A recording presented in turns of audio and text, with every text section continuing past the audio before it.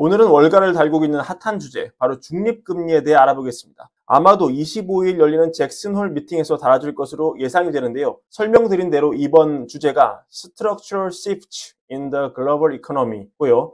전과 달라진 구조적 변화, 탈세계화와 블록화, 이런 것에 따른 글로벌 비용 증가, 이렇게 달라진 구조적인 환경이 금융시장에 미치는 경로로 이 중립금리가 중간에 자리하고 있기 때문에 월가에서 이 주제를 요새 인기 있게 다루고 있습니다. 자, 먼저 중립금리 무엇인지 살펴보겠습니다. 쉽고 기초적으로 함께 살펴보겠습니다. 자, 일단 중립입니다. 중립. 네 편도 내 편도 아니고 자동차 기어로 치면 전진도 후진도 아니죠. 그럼 뭐에 대한 중립금리일까요? 경기에 대한 중립금리입니다. 경제를 화랑으로도 불황으로도 이끌지 않는 딱 그 중간의 중립적인 금리, 그게 중립금리입니다. 처음에 이 개념이 나온 건 스웨덴이었는데요. 19세기 후반 스웨덴 경제학자 크누트 빅셀이란 분이 이자와 물가라는 저서를 통해서 제시한 개념입니다. 개념은 이렇습니다. 자, 대출시장이 있습니다. 가상의 대출시장인데요. 가상의 수요 곡선, 그러니까 돈이 필요한 사람의 수요 곡선, 돈을 빌려 투자를 하니까요. 투자 곡선이고요. 돈을 빌려주는 공급 곡선, 즉 저축의 곡선이 있습니다. 둘의 그래프는 딱 여기서 만나고 이렇게 만나는 중립금리는 물가를 올리지도 떨어뜨리지 않는 자연 이자율입니다. 왜냐하면 여기서 금리가 더 올라가면 저축이 투자보다 많아지니까 경제의 활력이 떨어지고 돈이 안 돌고, 금리가 중립을 밑돌면 투자가 저축보다 많아지니까 경제가 과잉으로 가면서 물가가 올라가는 이런 개념입니다. 보시는 분에 따라서 좀 어려울 수 있는데, 그러니까 통화당국은 늘 이 금리를 이 중립금리에 맞추려고 하는 열망과 본능, 책임감을 느낀다. 이렇게 보시면 됩니다. 그런데 이 문제가 있는데요. 이 중립금리가 눈에 보이지 않는다는 겁니다. 시중에서 관측이 되지 않는, 그야말로 이론적으로만 존재하는 그런 금리인데요. 이걸 추론하는 여러 가지 방정식이 복잡한 식이 있는데 일단 그건 우리에게 지금 중요하지 않고요. 우리는 함의만 얻어서 갑니다. 이 중립금리, 이 눈에 보이지 않는 중립금리가 높은지 낮은지 어떻게 알 수 있느냐? 자, 일단 말씀드린 대로 복잡한 통계 기법, 모델링이 있는데요. 직관적으로 알려면은 지금 벌어지고 있는 현상, 그걸 통해서 알 수가 있습니다. 전제가 이렇게 됩니다. 우리가 경제에서 실질 이자율은 비교적 정확하게 관측할 수가 있습니다. 저번에도 설명드렸지만 실질 이자율은 명목 이자율 빼기 기대 인플레이션율로 정의가 되고요.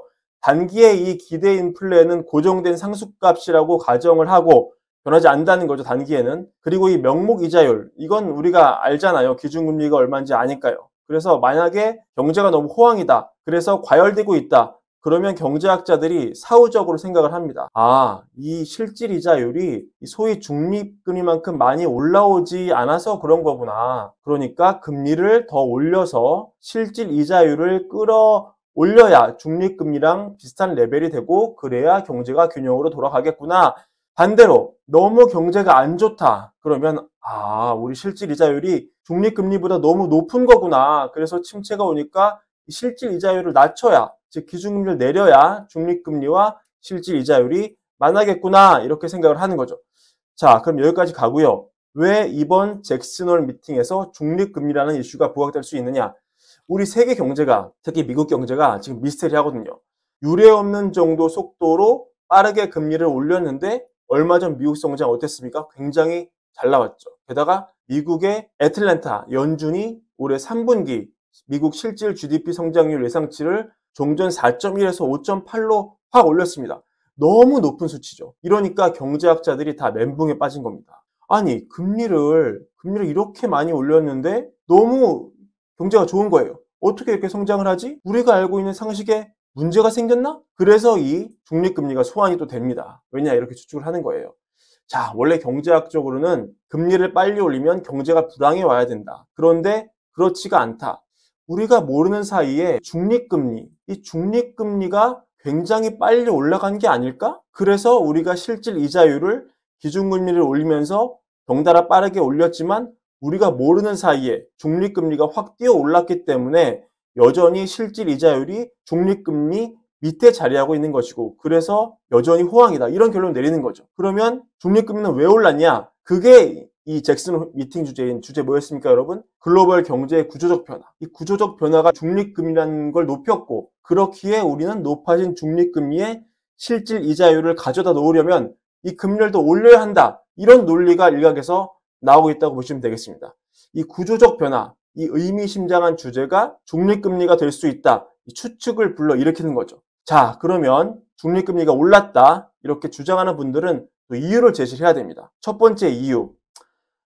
일단 일어나는 현상 자체가 경제가 화랑인 것 자체가 실질 이자율이 중립금리보다 낮다는 이유다. 이게 되겠고요. 두 번째, 지금 바이든 정부가 천문학적인 투자를 하고 있다. 인플레이션 감축법, 친환경 등에 들어가는 투자가 엄청나다. 이게 아까 말씀드린 이 대부 자금 시장에 투자 곡선을 이렇게 올려서 그래서 중립금리가 올라갔다. 이렇게 설명을 합니다. 또 지금 점점 은퇴하는 사람이 많아져 가고 있죠. 그래서 이분들이 통장을 깨고 저축을 헐고 있다. 그래서 이걸 쓰고 있다. 그래서 저축 곡선이 이제 왼쪽으로 가고 있다. 그래서 중립금리가 올랐다. 이런 논거가 나오고 있습니다. 하지만 이 세상에 정답이 없죠. 이 단기로는 몰라도 장기로는 중립금리가 낮아지면 낮아졌지 올라갈 이유가 없다. 이렇게 얘기하는 분도 있거든요. 그 중요한 시사점을 얼마 전 블랙록 보고서가 제시를 합니다. 이 블랙록 보고서를 제가 소개를 해드리려고 했는데 이 기회를 사실 놓쳤거든요. 근데 이 함의만 뽑아보자면 이렇습니다. 우리는 인구 고령화를 통해 저축 공급을 증가시키는 현상에 직면해 있다. 왜냐면 우리가 다 오래 살잖아요. 오래 살 것으로 예측이 되잖아요. 그죠? 100세 시대. 은퇴하고도 계속 살려면 저축을 많이 해야 되는 거죠. 그래서 저축 곡선을 이렇게 밀면서 중립금리는 낮아질 것이다. 이런 논거를 대고 있고요. 또 이 과거만큼 산업 생산 시대가 아니고 우리가 대규모 투자를 통해 산업이 돌아가는 시대가 아니다. 지금은 그런 시대가 아니기 때문에 투자의 패턴이 달라졌다. 그래서 투자 곡선이 이렇게 내려오면서 왼쪽으로 가면서 중립금리가 낮아진다. 이런 얘기가 나오고 있습니다. 그래서 절충설이 나옵니다. 이론이라는 게 이렇죠. 이 절충설은 너네 다 맞다. 그래서 단기로는 중립금리가 올라와 있는 게 맞고 장기로는 중립금리가 떨어지는 게 맞는 거다. 이렇게 설명을 합니다. 자, 오늘 우리가 그래서 중립금리에 대해서 설명을 드렸는데 사실 우리 이렇게 뻔히 보이는 현상을 설명하기도 어려운데 실질적으로 관측도 되지 않는 이 중립금리라는 것을 놓고 이러쿵저러쿵 얘기하는 게 과연 의미가 있는 거냐, 분석을 위한 분석을 하는 게 아니냐 이렇게 얘기하는 분도 사실 있어요. 왜냐하면 이게 근본적으로 설명을 위한 학문이기 때문인데요. 그래서 제롬 파월조차 지난해 12월에 우리는 중립이자율이나 심지어 실질 이자율조차 정확하게 이해하고 있지 않다고 생각한다. 추정치에 기반한 이자율 조정에 주의해야 한다고 말하기도 했습니다. 하지만 거듭 말씀드리지만 이번 잭슨홀 미팅의 주제가 글로벌 경제의 구조적 변화이기에 이 구조적 변화를 파이낸스 영역에서 설명할 수 있는 징검다리 역할을 하는 이 중립금리의 개념이 비중 있게 다뤄지지 않을까 추측을 해봅니다. 이 추측이 실제 월가의 예측이기도 합니다. 만약에 나오지 않더라도 제 예상에 틀렸더라도 좋은 상식을 알아뒀다. 너그럽게 생각해 주시면 감사하겠습니다. 자, 오늘 영상 이것으로 마치고요. 구독과 좋아요도 부탁드립니다. 감사합니다.